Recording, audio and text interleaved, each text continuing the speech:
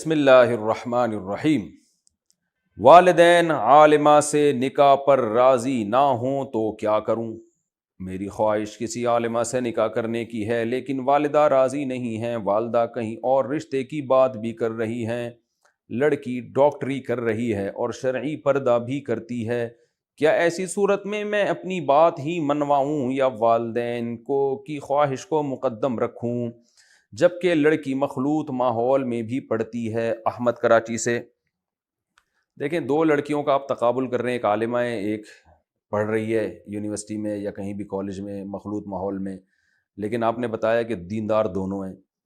تو اگر وہ لڑکی جہاں والدہ کہہ رہی ہیں اس میں کوئی بڑی خرابی نہیں ہے، کوئی خدا نخواستہ مخلوط ماحول میں وہ بگڑی نہیں ہے، کوئی دوستیاں نہیں ہیں اس کی، آپ نے تھوڑی انکوائری کروا لی اس کے بارے میں، کوئی بہت بد اخلاق نہیں ہے، تو پھر جہاں ماں کہہ رہی ہو وہاں ترجیح دینا چاہیے، کیونکہ ماں کا بڑا حق اللہ نے والدین کا بنایا ہے، اور آپ کو اس میں کوئی خاص نقصان بھی نہیں ہو رہا۔ عالمہ غیر عالمہ کا فرق ہے، ٹھیک ہے، یہ بھی ایک بڑا فرق ہے، لیکن ماں کے کہنے پر آپ اس فرق کو چھوڑ دیں۔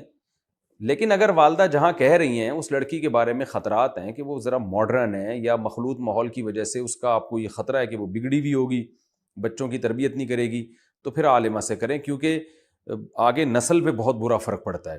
تو دونوں میں کمپیئر آپ خود کر کے فیصلہ کریں، دونوں اگر صحیح ہیں تو پھر ماں کی بات کو بہرحال ترجیح دینی چاہیے، اور اگر ماں جہاں کہہ رہی ہے وہ لڑکی ٹھیک آپ کے خیال میں ٹھیک نہیں ہے تو پھر آپ جہاں خود چاہ رہے ہیں وہاں کریں، کیونکہ آگے نسل پہ بہت برا اثر پڑتا ہے اس کا۔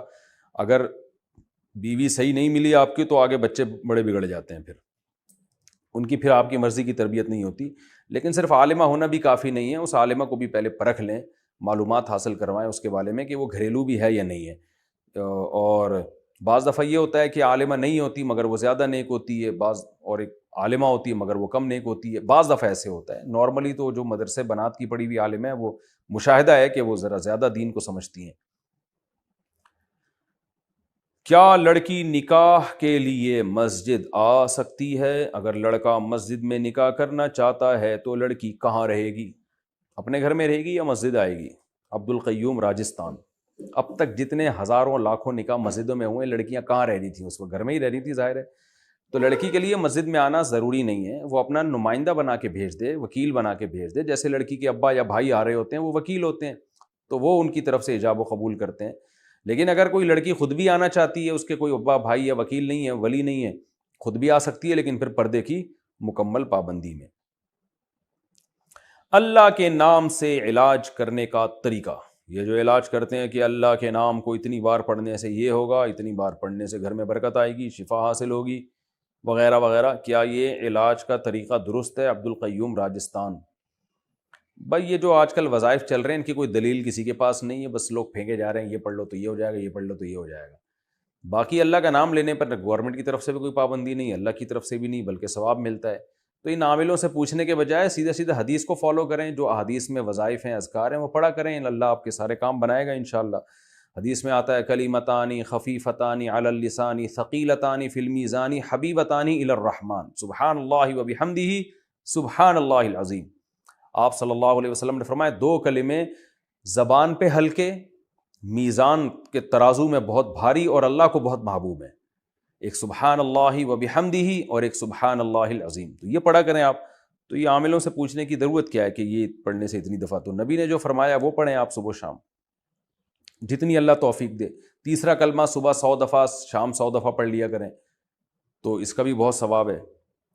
اسکول سے چلے جانے کے بعد گورنمنٹ کے پیسے لے سکتے ہیں؟ میں ایک گورنمنٹ اسکول میں پڑھتا تھا، اب میں اس اسکول میں نہیں پڑھتا ہوں۔ تو جب آپ تھے میرا خیال ہے اس کو بھی نہیں پڑھتے ہوں گے، گورنمنٹ کا اسکول ہے معذرت کے ساتھ۔ اب آپ اس اسکول میں نہیں پڑھتے کا مطلب جب تھے اس وقت آپ کہہ رہے ہیں پڑھتے تھے، تو میرا خیال ہے پڑھتے کا مطلب ہے ایڈمیشن تھا آپ کا اس وقت، معذرت کے ساتھ۔ اب میں اسکول میں نہیں پڑھتا ہوں، لیکن ویسے اب آپ پڑھ رہے ہوں گے انشاءاللہ۔ لیکن میرا نام ابھی بھی اسکول میں رجسٹرڈ ہے، گورنمنٹ کی طرف سے جو پیسہ آتا ہے، کیا اس پیسے کو ہم لے سکتے ہیں؟ جبکہ ٹیچر مجھے وہ پیسہ دے رہے ہیں عطا اللہ انڈیا سے، بالکل حرام ہے آپ کے لیے وہ پیسہ لینا۔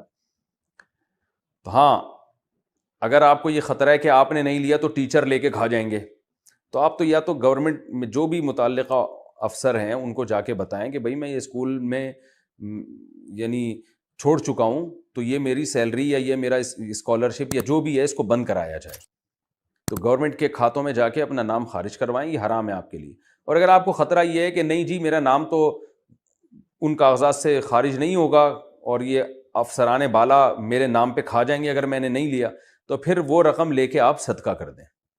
کسی نے سوال پوچھا ہے کہ پیسوں کے لیے کام کرنے کی جستجو نہیں ہے, کچھ بتائیں ایسا کہ جستجو آ جائے, یعنی پیسے کمانے کا شوق پیدا ہو جائے, کچھ ایسا بتائیں. دیکھو بعض لوگوں کو پیسہ کمانے کا شوق اس لیے نہیں ہوتا, دنیا کو مسافر خانہ سمجھ رہے ہوتے ہیں. ان کو ترغیب دی جاتی ہے کہ بھائی مسافر خانہ تو ہے لیکن آخرت کی تیاری میں پیسہ کمانا بھی داخل ہے. پیسے کماؤ گے تو لوگوں کے سامنے ہاتھ پھیلانے سے بچو گے, رشتہ داروں پہ خرچ کرو گے, مدرسوں پہ مسجدوں پہ خرچ کرو گے اور استغنا کے ساتھ زندگی گزارو گے, یہ سوچ کے پیسہ کماؤ. بعض لوگوں میں پیسہ کمانے کا شوق سستی کی وجہ سے نہیں ہوتا. کس وجہ سے؟ ان کے دل میں پیسے کی قدر تو ہوتی ہے مگر سستی لازوال, وہ ان کو صبح اٹھنے پر, دکان پہ جانے پر اور کھوپڑی استعمال کرنے پر مجبور کرتی نہیں ہے, اتنی سستی ہوتی ہے. تو ایسے لوگوں کے جب سر پہ پڑتی ہے, جب معاشی تنگی کا شکار ہوتے ہیں تو ان کی کھوپڑی بیدار ہوتی ہے. جب چپت لگتی ہے نا, شادی ہو جائے تو بیوی تانے دیتی ہے, بچے تانے دیتے ہیں, پریشان کرتے ہیں, ابا کچھ تو کھلاؤ. ٹھیک ہے, مفتی صاحب کا بچوں پیدا کرنے والا بیان تو سنا آپ نے کہ سپیڈ ہونی چاہیے, پیسے کمانے والا بیان آپ نے سنا نہیں. تو آدھا کام ہوا ہے, آدھا رہ گیا. بچے اسی سپیڈ سے پیدا ہو رہے ہوتے ہیں مگر محنت ہوتی نہیں ہے, تو وہ تو پھر 4 شادیوں والا فلسفہ بدنام ہوگا نا اس سے. تو ایسے سست لوگوں کو ترغیب دی جاتی ہے کہ چستی کی دعا بھی مانگو اور اپنی باڈی کو ایکٹیو کرو. صبح صبح اٹھ کے جاگنگ کرو. صبح اٹھ کے جاگنگ کرنا اس سے بہتر ایکسرسائز کوئی ہے نہیں. اس سے آپ کا میٹابولزم جو ہے نا بہت فٹ فاٹ ہو جاتا ہے. جب انسان جوان ہوتا ہے نا تو فیٹ نہیں پیدا ہوتا اس کے اندر, اندر کا سسٹم بہت تیز ہوتا ہے. تو جاگنگ سے یہ کام خاندانی ہو جاتا ہے. سارا دن آپ کا اچھا گزرے گا. اور دعا بھی مانگنی چاہیے. نبی صلی اللہ علیہ وسلم دعا مانگا کرتے تھے, اللہم انی اعوذ بک من الجبن ومن الکسل ومن البخل, کہ اللہ میں بزدلی سے, سستی سے, بخل کنجوسی سے تیری پناہ مانگتا ہوں. یہ تینوں چیزیں ملی ہوئی ہیں آپس میں. تو سستی سے اللہ کی پناہ بھی مانگنی چاہیے. باقی جب چپت لگے گی تو انشاءاللہ انسان کا بچہ بنے گا, لیکن پھر فائدہ نہیں ہوتا. جی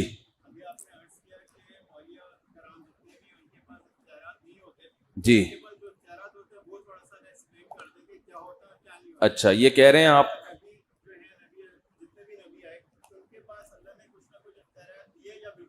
اچھا یہ کہہ رہے ہیں کہ میں نے بیان میں کہا کہ اولیاء اللہ کو اللہ نے اختیارات نہیں دیے ہوتے, پیغمبروں کو بھی. تو یہ سوال پوچھ رہے ہیں کہ اب بالکل کوئی بھی اختیار نہیں دیا ہوتا یا کچھ دیے ہوتے ہیں. اس کا جواب ہے کوئی بھی اختیار نہیں دیا ہوتا, کچھ بھی نہیں دیا ہوتا. یہ جو پیغمبروں کے معجزے ہیں نا, کہ نبی نے چاند کے 2 ٹکڑے کر دیے, حضرت موسیٰ نے لاٹھی کو سانپ بنا لیا, تو اس میں ہمارا عقیدہ ہے کہ یہ نبی نے نہیں کیے بلکہ اللہ نے کیا ہے. نہ اختیار پھر بھی نہیں دیا. اگر اختیار دیا ہوتا تو حضرت موسیٰ اپنی مرضی سے جب چاہتے لاٹھی کو سانپ بنا لیتے. ایسا نہیں ہوتا تھا. اللہ نے کہا اے موسیٰ اس لاٹھی کو زمین پہ پھینکا, سانپ بن کے دوڑنے لگی. حضرت موسیٰ خوف سے بھاگ گئے. خود بنائی ہوتی, خود سانپ بنایا ہوتا, خوف سے تھوڑی بھاگتے.